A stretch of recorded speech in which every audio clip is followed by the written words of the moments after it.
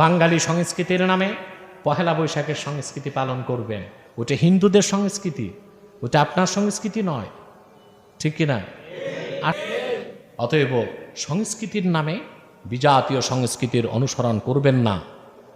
কথা বুঝছেন?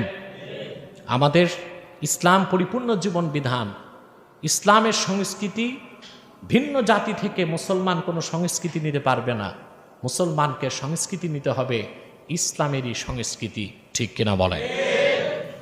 বাঙালি সংস্কৃতির নামে পহেলা বৈশাখের সংস্কৃতি পালন করবেন, ওটা হিন্দুদের সংস্কৃতি, ওটা আপনার সংস্কৃতি নয়, ঠিক কিনা? আর রমজান মাসে পহেলা বৈশাখ, সাবধান থাকবেন।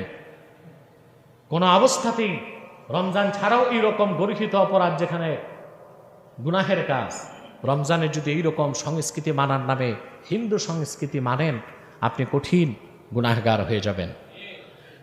আর প্রতিদিন কমসে কম চেষ্টা করবেন একজন দুইজন মানুষকে ইফতার করাতে। পারবেন না ইনশাল্লাহ?